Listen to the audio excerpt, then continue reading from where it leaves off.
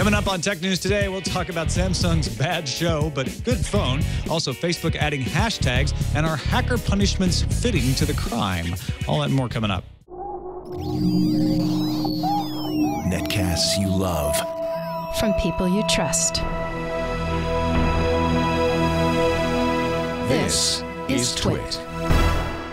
Bandwidth for Tech News Today is provided by CashFly at CACHEFLY.com.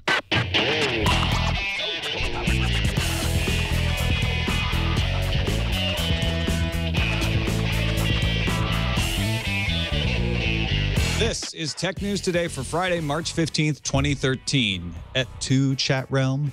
Tech News Today is brought to you by The Resumator. Streamline hiring and increase traffic to job postings with The Resumator, the hiring solution used by today's fastest growing companies. For a free 30-day trial and 15% discount, go to theresumator.com/TNT.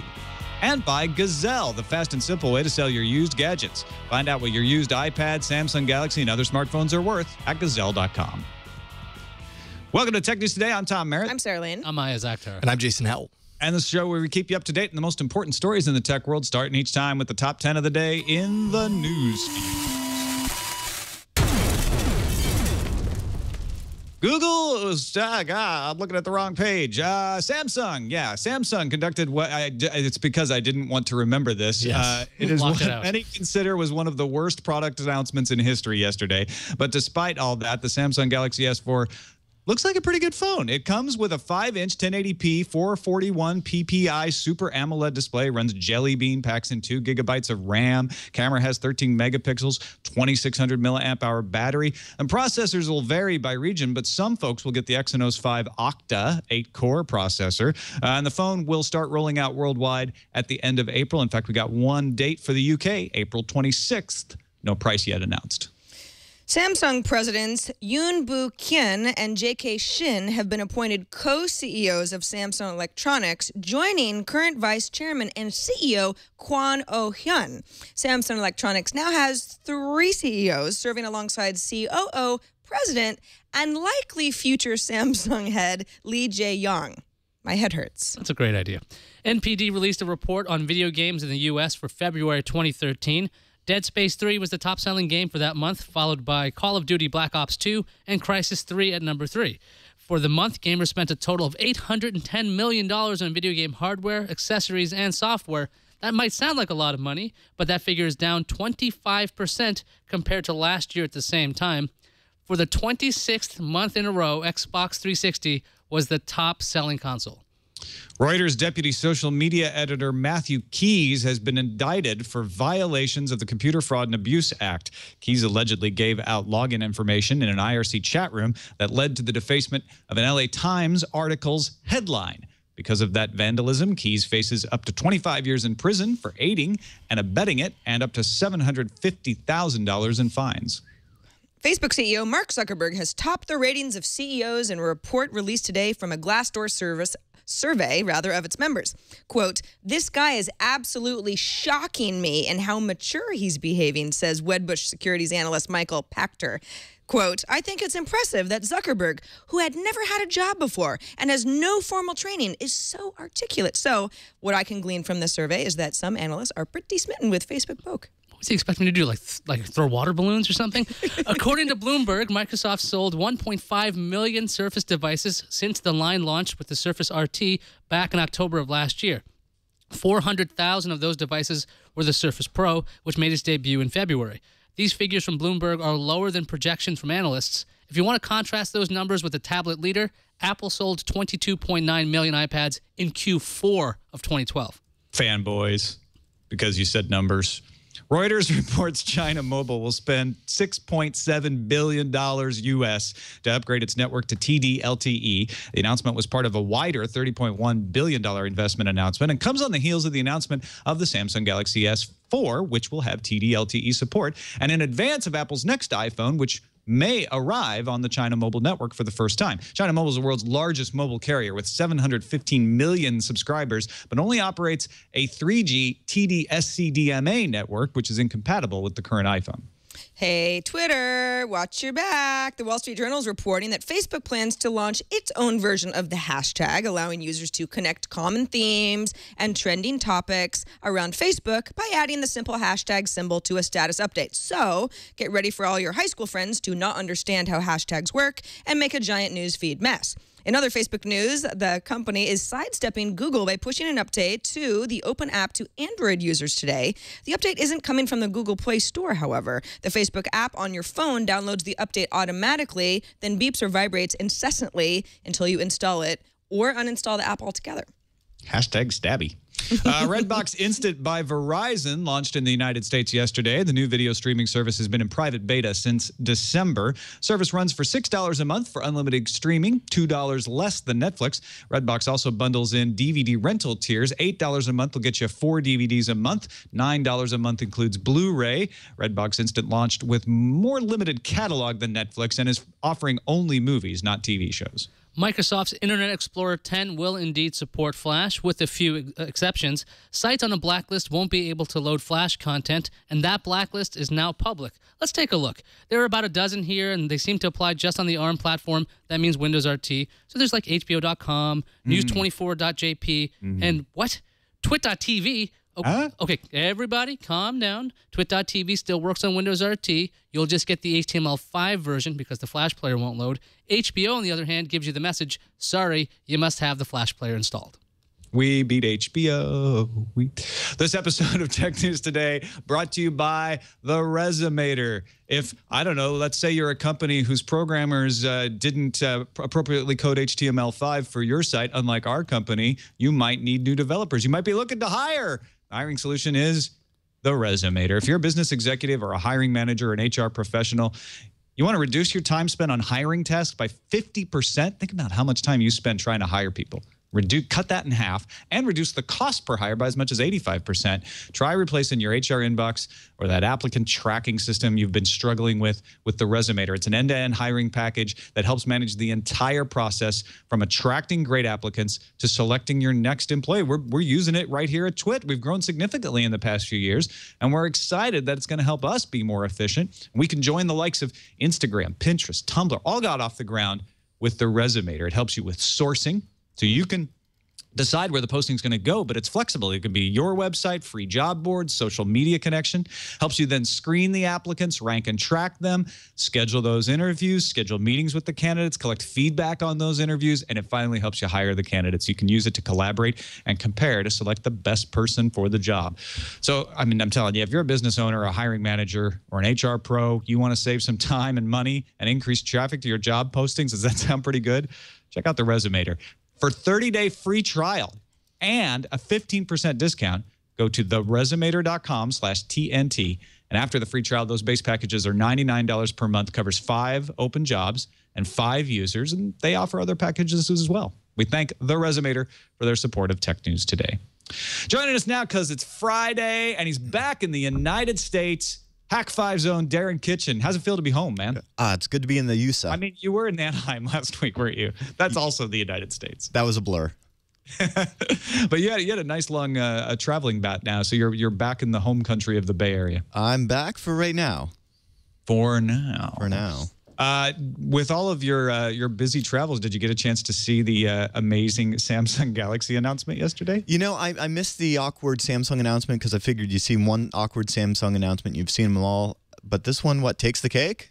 Oh, my, yes. Dancing and Broadway performances. Who doesn't love a little dancing? Obfuscated what I think is actually a really good phone here. Now, this was about a phone. Yeah. As you were rewatching it this morning and kind of your mouth was dropping open. Okay, so as for the phone, everything that was leaked was true. It seems like all the specs seem to be about right. We talked about it in the news views. Watching the actual presentation, though, it was just somebody on the Twit coverage yesterday. They likened it to the Carousel of Progress in Disney World. It just seemed so antiquated at times. They were doing these skits, and they're like, here's how you could use the phone, which in theory are okay, except when they look like they should be like it may be Mad Men in the 1950s and 60s, but it just did not seem to jibe with the reality of now. It just seemed very, very backwards and a bit insulting. Yeah, Sarah, Molly Wood actually has an article, by the way, on CNET where she kind of goes into detail on this, and she calls it tone deaf, which was exactly how the entire presentation felt. It was just, it hit wrong on so many levels, just with stereotypes, and it was just uncomfortable to watch. Yeah, one of the Sarah, did you get a chance to see it? I saw some highlights. I was not. I was in the car through actually the live portion of the announcement, but yeah, I mean, my sentiment is kind of the same. It's a sort of like, I mean, is there like a culture thing going on where things just didn't translate well? No, I mean, Samsung has plenty of people that they could have run something like this by and say, like, yeah, this is gonna kill it in New York, kind of thing. So it does seem tone deaf. I think that's a good way to put it. Yeah, I mean, and here's the thing. I was starting to get excited about the Samsung Galaxy S4 based on the leaks and the videos we'd seen. And I'm like, this looks like a really good phone. I wonder if it's all going to be true. It all ended up pretty much being true. We got the Air Touch. We got an eye scroll type thing. It wasn't exactly what was rumored, but it was pretty close. It looks cool.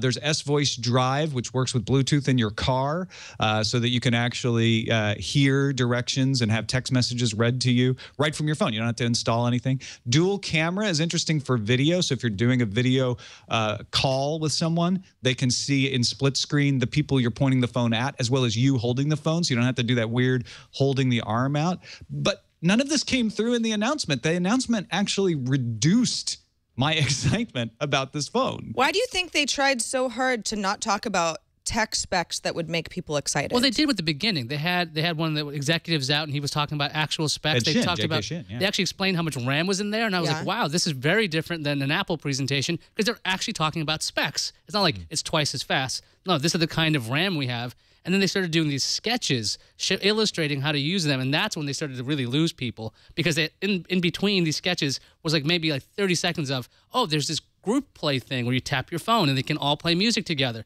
Cool feature, but then they did it via like a dance with 5 women on a bachelorette party in Miami. Did you see any of those when you were in Miami? No, I didn't. Okay. But maybe they're like, this is what you do with the phone. You go down to Miami and you go nuts. And not to mention, there were parts of the presentation where they're showing off, and I use air quotes very loosely here, they're showing off features of the phone when you can totally tell that they're not actually using the feature of the phone. It's pure demonstration, articulated in this kind of theatrical presentation. Jason, it wasn't demonstration at all because they weren't actually demoing anything. Right, they're kind of creating the scenario, but they aren't actually showing you that technology working. And that's kind of part of how I feel about the Samsung Galaxy S3 in some ways, because they brought a lot of software enhancements to that as well. But as well as S4, there's a lot of great enhancements and features. How many people are actually going to use them, and how well do they work on a day-to-day basis when you do use them? One of the things, Sarah, that they said women will like about AirTouch, where you don't have to actually touch the screen to control the phone, is because you'll need to do that when your nails are drying. Oh, that's always a problem that I have. Yeah, cool. Lady power. Yeah, I mean, and here's the thing. So do we think that this absolutely horrible announcement, which obviously was not meant for the tech press in the audience, because the tech press in Broadway, not something I think of regularly, was targeted towards people who would be enthusiastic in watching the live stream that they had going on. Do we think this actually does any harm to the phone, or is everybody going to let this will fade, and as they look at the specs and get excited again, the phone will sell just fine? Well, everybody knows the specs even going into the announcement. So if they just got up there and said, this is the RAM and the processor, and here's the features it has, it's like, well, these are things we already know, so at least we're talking about it. So I think in some ways, actually, the awkward spectacle of it may be for the journalists, because here we are talking about it. Yeah, that's a weird way to garner press coverage, though, because then part of the coverage ends up being about how bad the presentation was. I think in the long term, it probably doesn't affect very much. Ultimately, the S3 has enough of a reputation with just everyday people that would never tune into a technology event like this. Just everyday people that want a device. They know enough. They've heard enough from their friends that they have an S3. Oh, this is the upgrade to that phone that all my friends seem to have? Great, I'll get it. Like, I don't think it's going to hurt anything. And the other thing is Samsung is spending a ton of money on advertising, so you'll forget about this ad in a long time. Yeah, and now you'll be thinking about unicorns instead, right?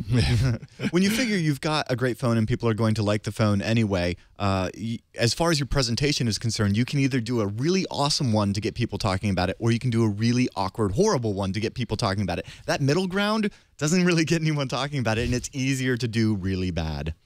All right, let's move on to Facebook. Getting into Twitter's business with the old hashtags. We heard about this in the news feed, Sarah. What does this actually mean? Well, Facebook is not commenting, but both the Wall Street Journal and All Things D, Mike Isaac over at All Things D says that he has other sources besides the Wall Street Journal that say, yeah, Facebook is going to start incorporating the hashtag, which of course is the pound sign, and then some sort of a term that a lot of people who use Twitter are intimately familiar with. And what's interesting is, Twitter's hashtags can be all over the place. People don't necessarily use hashtags how they were intended. And actually, that wasn't even a feature of Twitter when it first launched as a social network. That's something that kind of became a favorite of users and has spun off into something that's partly useful. If you use the hashtag, I don't know, State of the Union type of a thing, and not useful if you use the hashtag like, OMG, so hungry, should have eaten, that sort of thing, because people kind of go off the rails. There aren't really any rules, but when it is used appropriately, it's the best way to show kind of immediate crowd feedback. That's what Twitter's so great for. Facebook has, friend graph, and it's certainly a news feed that's complex, but you can't search the same way by hashtags. You can search, by person or that sort of thing.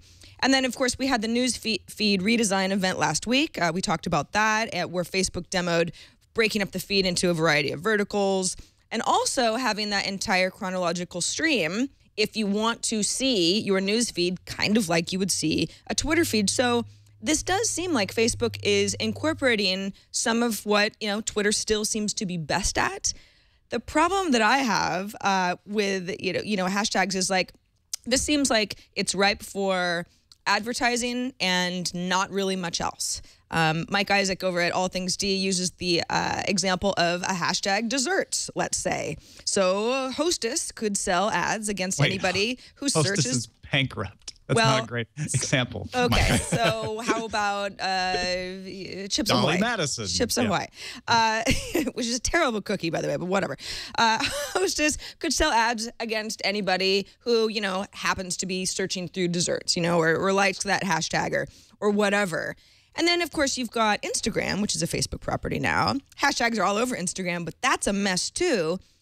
I feel like, and, it's probably not the same for everybody, but as a whole, my Facebook friends are less tech savvy and kind of like that Twitter vernacular than my Twitter friends. I feel like hashtags are going to muck up the place in a big way. Ayaz, what do you think? I've seen hashtags used on Facebook by people that don't even use Twitter. Right. Because you see them on ads and they're like, oh, I'm going to put this hashtag at the end of it. They don't even know why at this point they're doing it. And with Twitter, at least there's a bit of autocomplete. So I would think if Facebook's going to do this, it's because they don't necessarily want it to be a mess. They'll try to autocomplete that right away so that when you're trying to write hashtag dessert, it'll fill in dessert instead of desert for you because you'll have all these typos in there. I think it's kind of a strange idea to just introduce, but we've seen it so often in ads that I think people are using it anyway on Facebook that don't even realize what it means or what it does. It reminds me of AOL keywords. Do you remember at the end of every commercial in the 90s, it was like, go to http:// and AOL keyword yada yada. I don't get hashtags. I understand when Twitter didn't actually have a functional search engine that hashtags helped you find things more easily, but I don't know what purpose they serve now. When you can search on a word and find all of the posts with that word, why do you need to hashtag anything? So I don't get why Facebook would go backwards to do that. Well, I don't think it's because, you can kind of get similar functionality on Facebook. I think it's because, when there's a major news event, it's still Twitter, and if you're going to, let's say during the Super Bowl, for example, if I'm going to just be like, oh, I want to see everybody who talked about that last touchdown kind of a thing, I'm going to search for some sort of a key hashtag on Twitter, not on Facebook. And I think Facebook wants to be a place where people rush to talk about this stuff in real time. I think it's possible that people who put hashtags in their statements, they're basically saying, yeah, go ahead, you can scrape my data. But if you're always looking for those one word or two words, people might get irritated that their posts are showing up top. But with Facebook, it's actually, if you have these hashtags, it's more of an active procedure. So maybe that'll help when you have all these broken up news feeds where you're looking for, hashtag news or hashtag whatever. I think maybe that's going to be part of it because Facebook already has so much backlash with them taking data from people. Let's talk about NVIDIA's senior VP of Content and Technology telling GameSpot he's not sorry that NVIDIA doesn't have a chip in the PS4. Why is that, This was an odd thing. Tony Tomasi was talking to GameSpot, and he said, quote, "We came to the conclusion that we didn't want to do business at the same price those guys were willing to pay." And this, by the price, he's talking about putting NVIDIA chips into Sony's PlayStation 4. The PlayStation 4 is running an AMD chip in there. Now, NVIDIA technology was in the original Xbox, and it was in the PS3, and they said that we understand the economics of console development and the trade-offs. We had to look at console business as an opportunity cost. If we, say, did a console, what other piece of our business would we put on hold to chase after that? Tom, do you think this kind of statement by NVIDIA means that gaming on consoles is on a death watch, or does this mean that mobile is just really hot right now? I don't think it means either one of those things, frankly. I think it definitely doesn't mean anything for the future of gaming console sales. What it means is something for NVIDIA. And either it means that NVIDIA is trying to spin the press and get out there and do a little PR work to say like, oh, no, NVIDIA is still good, even though we lost the Sony deal. We didn't want the Sony deal. We didn't lose the Sony deal. We decided we didn't want to be in there. That's one take on it. I see a lot of people with that interpretation. The other take would be that NVIDIA has moved into the realm of Intel. You don't see Intel in game consoles either. And they're like, you know what? Our chips are just more valuable than this, so we're not going to be in these low margin areas. We'll leave that to the AMDs of the world who have to scrape around to get contracts anyway. They can have the low margin stuff. We don't care anymore. Darren, what do you make of these statements? Okay, so as somebody who's into hardware manufacturing on a much smaller scale, I will say that securing just your production, just securing the time in the factory is a big deal, because these factories have to look at, you know, the margins and everything, and it's really an opportunity thing. So I think this is NVIDIA saying, look, we don't want to tie up our factories making chips where that won't sell for as much as what we could with our own stuff. And maybe it's a little bit of wishful thinking for me to hope that this means that, like, ooh, more PC video cards, resurgence of PC gaming. But yeah. NVIDIA is making a ton of money on Tegra at this point. They're selling this to everybody. They have, I believe NVIDIA was showing off their own versions of in-dash displays for cars at CES. They have their own tablets. They have their own thing going. It doesn't seem like they're interested in being another component part of a console. I mean, the idea that AMD is actually the chip maker potentially for both the Xbox, that's the rumor, and the PlayStation 4. To me, I thought that was a huge win for AMD, but this idea that every other company is backing off seems a little strange. Remember the... I was just going to say, remember the commoditization of PC hardware? I wonder if this kind of says really the same thing about the next generation of console hardware. Yeah, but you don't see Intel clamoring to get into game consoles, and you have it, right? So, you know, IBM worked with Sony on the Cell chip. You got the Xenon processor in the Xbox, and nobody's talking about like, oh, does this mean the death of Intel? Or, you know what I mean? Like, this may just be like, that's low margin hardware. You got to keep those costs down. I don't think we need to waste our time on that. We're a premier chip maker now. Well, Intel, I mean, they were in the gaming PCs of choice. I mean, they were the processor makers. So is NVIDIA. Right, NVIDIA was there. And I've completely lost my train of thought here. But Intel's trying to get into the mobile space. That's what NVIDIA is doing right now. They completely own this. They don't completely own that mobile space. But NVIDIA Tegra 3 and 4, these are monster players in the ARM world. And Intel's trying to get into that mobile space. So maybe the comparison to Intel... Well, do you think this would really be any different if, say, the PS4, though, had a $1,000 price tag? I think it would be pretty awful if you saw a $1,000 price tag on that. Well, yeah, awful for consumers, great for NVIDIA. Do you think that they would have a different feeling on this? If they could get paid that much, maybe Yeah, it might be like, oh, yeah, sure. Yeah, I don't know. I'm not seeing that this has anything to do with the mobile business at all. This decision seems to me to be entirely outside of that thought process, and I don't think it's an either-or situation. But we only have the few crumbs of words from Tomasi as any kind of fact. So let's take a quick break and thank our sponsor, Gazelle. If you're still interested in a new Samsung Galaxy phone or maybe a new iPhone or something, you might want to get rid of your old gadgets and turn them into cash. Don't think it's a hassle, because it's not with Gazelle. Before you get the new one, the new phone or tablet or whatever, or even if you've already upgraded and you just got the old one sitting in a drawer, go to Gazelle.com and turn those devices into cash the easy way. Don't give it away. Don't bury it in the drawer. Find out what it's worth. Go to Gazelle.com. That's Gazelle.com. Find your item and tell Gazelle the condition. They'll even buy broken iPhones and iPads. Then get a risk-free offer for your gadgets. Gazelle locks in that quote for 30 days, and you'll get paid fast by check or PayPal. Go to Gazelle.com. Get an offer for your iPhone, your Samsung phone, your HTC phone, your BlackBerry smartphone, iPad, other Apple products. In fact, they'll even buy broken iPads and iPhones and lock in that quote. Then you've got 30 days to decide if you even want to sell it to them. It's risk-free.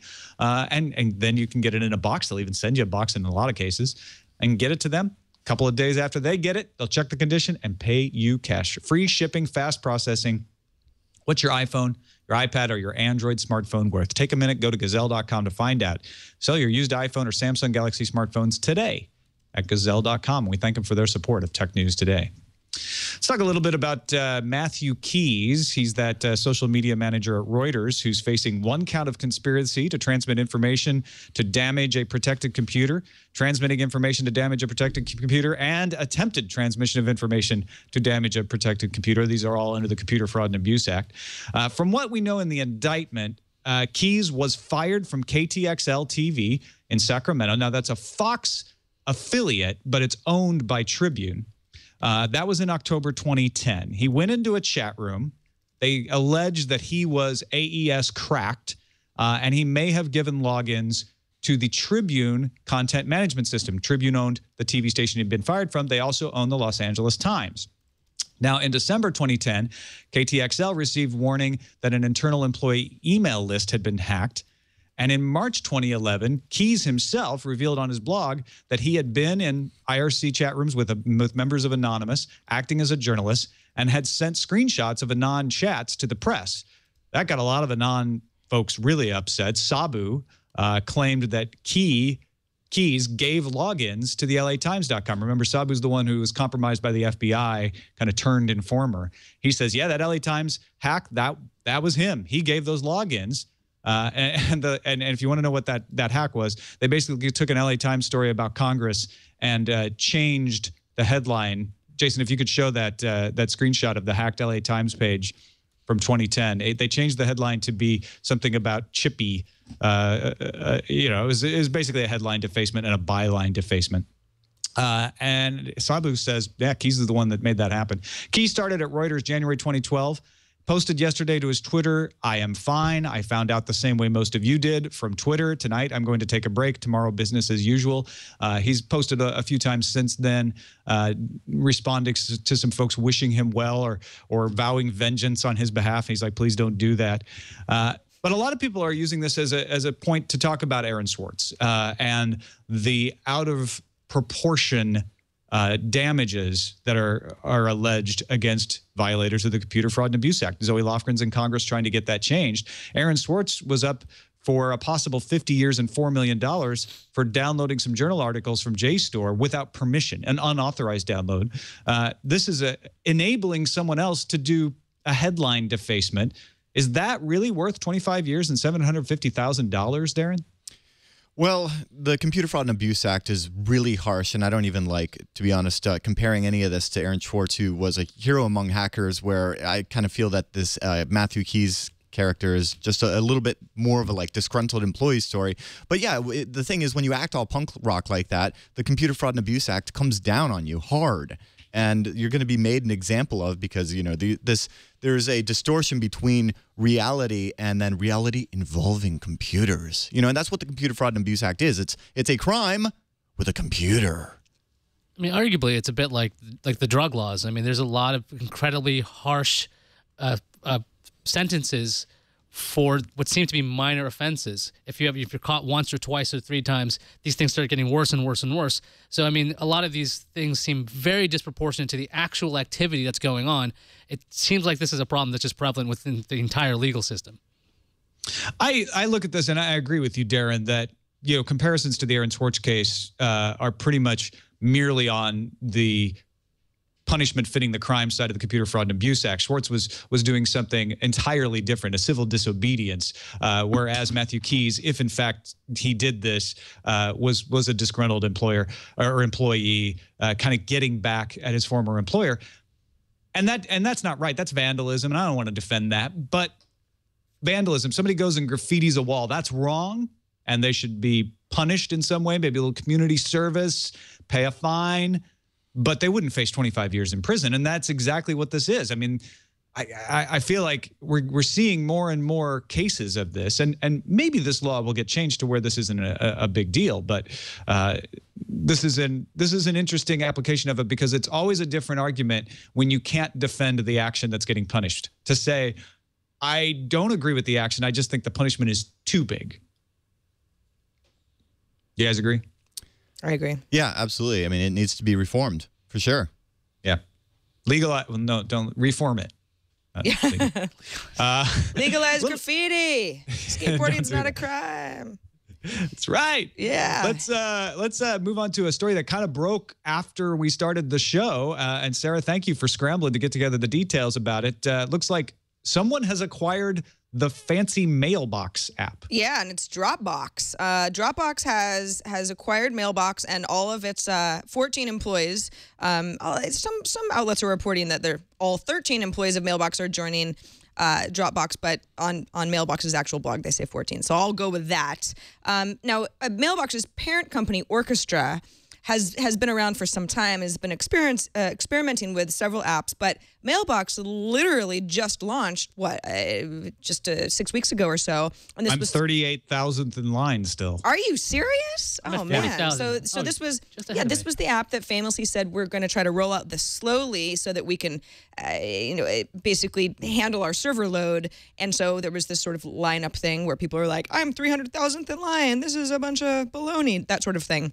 Well, anyway, Dropbox CEO Drew Houston says, we felt we could help Mailbox reach a much different audience, much faster, said that both of the companies share the goal of making people's lives easier. The thing about Mailbox is it's designed in a way that's not only beautiful design, but it's supposed to help you reach inbox zero on a regular basis, because you go through the steps of either, archiving something, deleting something, or setting a specific time to revisit an email, for example, so that you kind of get the load off of you. So it's a very different product than the idea of Dropbox. But then again, nobody really thinks of Dropbox as like, ooh, designed so beautiful, and it's sort of designed to hold everything and have everything in a list right there that you can access. So it's very interesting that the two would pair up. And for anybody who's worried that maybe Mailbox, which is still just on iOS and still just only works with Gmail accounts, although the company says that, that they're going to work with other accounts in the future, it will continue as a standalone app. Eventually, they say Dropbox will use Mailbox's technology to make Dropbox features better, things like email attachments and that sort of thing. And, Dropbox is kind of on a roll. They've got 100 million users. They've got 250 employees. Now, I guess 264. They only had 100 last year, so they're growing like weeds. Reportedly, Dropbox has discussed an IPO with investment bankers, although the company supposedly doesn't have super plans to do that anytime soon. And then Orchestra CEO, which is, again, the parent company of Mailbox, Gentry Underwood, said the company Mailbox is now delivering 60 million messages a day. They've taken 1.3 million reservations. Obviously, Tom, you're still waiting in line, and so probably a lot of other people are as well. Do we all feel like this is a good partnership? I mean, that happened quick. I think it actually might work a lot. I'm thinking about the way Mailbox redesigned the way you interface with your email. That's a very old, we're all used to the way it works. And then Mailbox comes along, this application that's supposed to make it a little easier, making it a lot more, getting things done style when it comes to getting your email done. And then Dropbox just recently introduced Dropbox 2.0, so it's a little bit cleaner when you're using it on your menu bar. Instead of just getting this crappy-looking drop-down menu, you get a lot more contextual information. Dropbox is they're definitely pushing we're not only a good resource, but it looks nice as well. I'm starting to think Dropbox is going to be positioning itself more about organization, because if you put this together with your email and you have this giant storage, kind of like Google's working with their own Google Drive at this point, this could be really intriguing, because the design sensibilities of Mailbox married with Dropbox could be really fun for distinguishing this thing versus Box.net, SkyDrive, and every other cloud service out there. It's interesting that you mentioned Google Drive. Looking at this and looking at how, and I love how reaching inbox zero is some sort of like reaching enlightenment or some Zen state. It's hard to do, Darren. I know it. No, I know it is. You have to make yourself do it. Oh, absolutely. With the right tools. No, right now my Gmail looks like Outlook. You know, and as much as Priority Inbox tries, and you can make 1,000 filters a day, it's still not going to help any. I wonder how this will affect things like Gmail and Yahoo. So it's actually really up their game in the mail space. To kind of like, I wonder if we'll see them follow suit and just like taking a beauty approach to this. Tom, I know you're still in line, so it's not as if you've used Mailbox, but I know you're familiar with at least the point of it.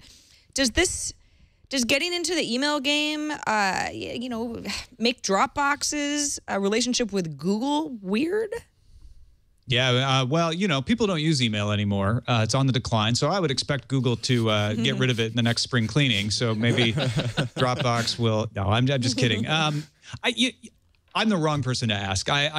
I have my own system for reaching inbox zero enlightenment, and it works for me. So I don't need this. I would like to play with it and see if it actually offers me any advantages, but it's not something I'm really into personally. But I'm interested to see Dropbox having a mail client, what they come up with here. That, in all seriousness, as an alternative online mail client, I would like to see that. I would like to see more in that space. Well, the other thing is Dropbox bought Audio Galaxy, so they have that music component that they still haven't figured out what to do with. So if they have email and they have music and they have this cloud storage, there's a lot of services that are coming together.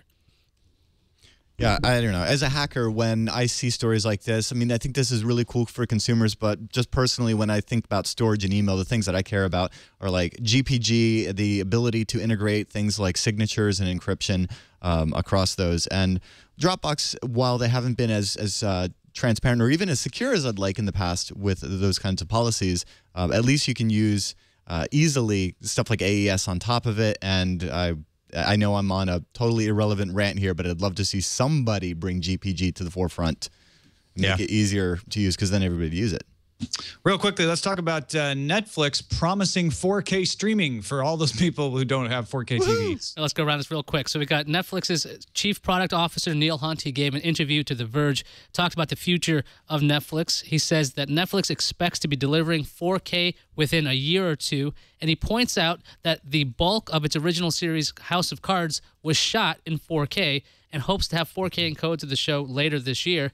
He thinks that streaming can handle 4K better than optical media, like Blu-ray discs.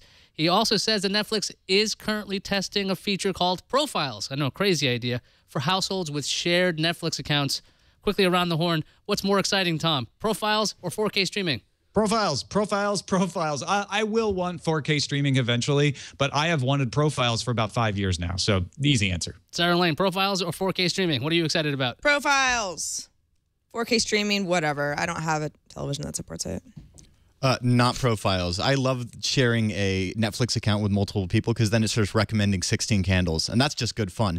But in all honesty, if Netflix thinks they can jump the gun and bring 4K before any decent disc will, hopefully that'll, we're talking resolution of 3840 by 2160. Maybe that'll get us past these stupid laptops with 1366 by 768. I'm tired of low resolution, so up the game.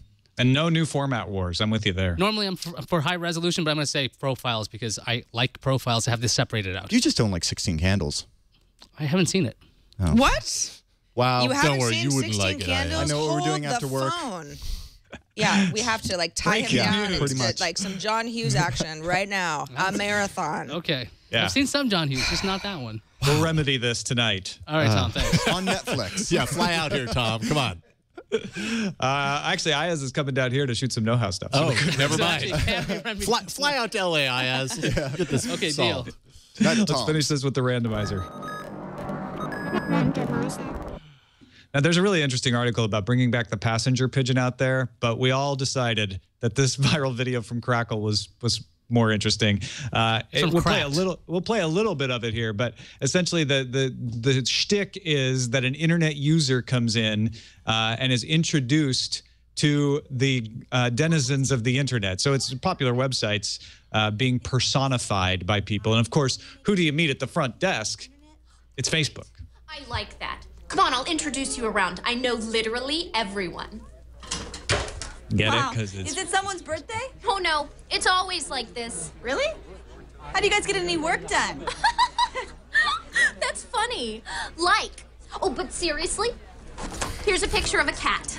Oh, and by looking at this picture of a cat, you give me access to all of your contact information and permission to send push notifications to you, your timeline, and your friends' timelines. I hope that's all right. Hey, Facebook, your new bandana sucks. Don't care. Get used to it. Hey, guys, you want to meet the new user? Okay, so we've got Twitter, Know Your Meme, BuzzFeed, Tumblr, The Daily What, Reddit, and Instagram. Oh, and that's HuffPo back there. Brushed my teeth today. Bought a wrench. Hashtag that's ice Twitter. breakers. Here, talking. you've got to try this. You get the joke, right? You guys think this is funny? I love it. Yeah, it's great. Well, it's the Google guy that gets me to actually. That made me laugh out loud when Google showed up. We were all watching this separately, and Ayaz was like, not funny so far. Up, Google, I love it. Well, yeah, because the Facebook was like, of course they're going to make fun of Facebook. But Right. the way they did Google with the autocomplete, and this is from cracked.com, not Crackle. Which is, Oh, I said Crackle. I yeah, apologize. It's a competing service. Let's not mix up Cracked Magazine, which was a competitor to Mad. Yep. Must be a trademark infringement lawsuit in there somewhere, right?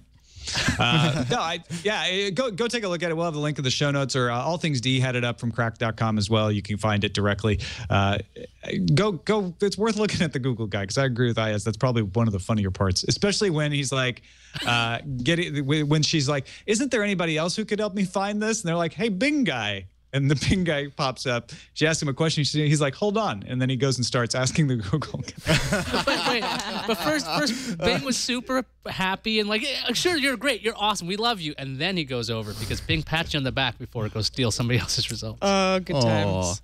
All right, let's see what's on the calendar. Engadget Expand is happening this weekend in San Francisco. You can find out more at Engadget.com. And Rovio is going to launch Angry Birds Tunes, the television channel, on Sunday, March 17th. The show is going to be available on Xfinity and Samsung smart TVs like mine, with Roku and TV stations outside the U.S. to follow. You are so lucky, Sarah. I'm so lucky. Oh my God, I'm so glad I just bought that Samsung Smart TV. I know what you're doing this Angry weekend. Birds Tunes. During And St. Ayaz Patrick's Day? you know what you're doing. You're going to watch 16 Candles, for and you're me. going to cry at the end because it ends really well. Okay, And I'm going to watch a lot of Angry Birds cartoons sounds like a plan. with green beer. Excellent. I'm Sweet. going to drink whiskey. Let's see what's incoming. Incoming message. We got a voicemail to get to today. This is from Dwight, who has a perspective on Netflix's integration with Facebook. Hey, TNT crew. This is Dwight from Georgia. I called earlier to weigh in on the Netflix and Facebook integration, but forgot to make my main point.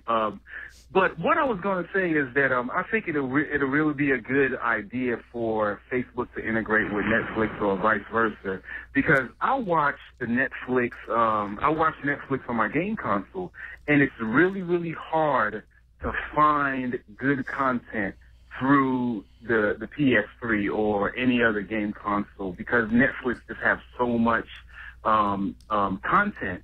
And usually most of the good shows or movies that I find out about are usually recommended by family members or friends.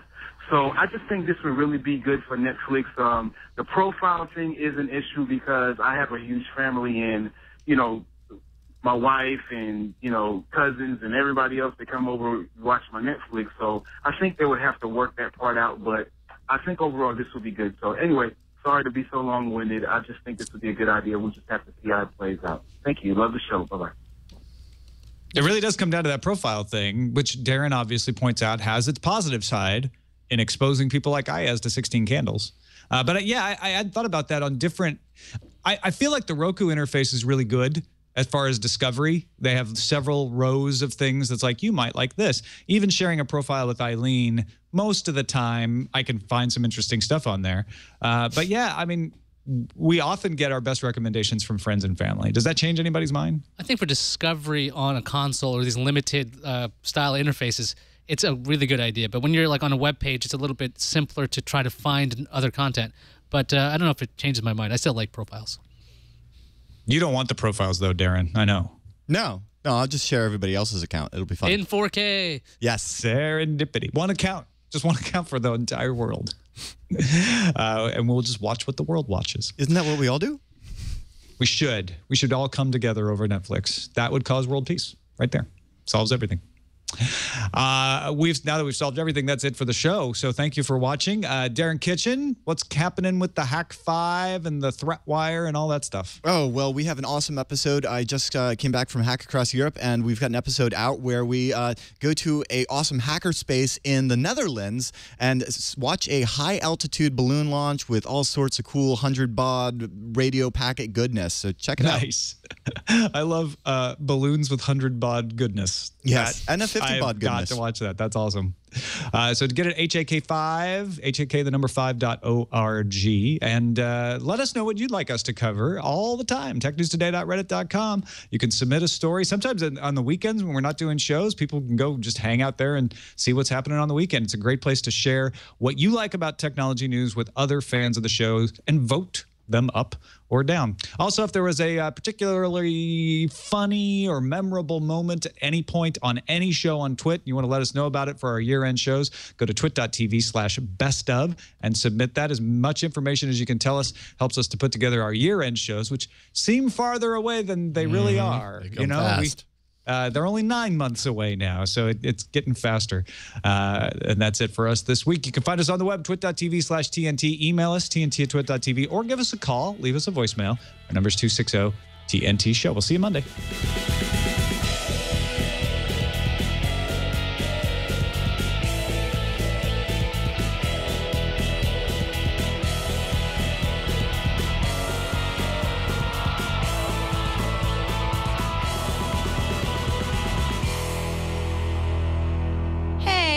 To end on I as in Tom. Wrong button. Worst Friday ever. Don't worry. It'll get better. Not enough liquid. Sorry, I meant to end like this. There we go. Yay! That's where we stop. Much better.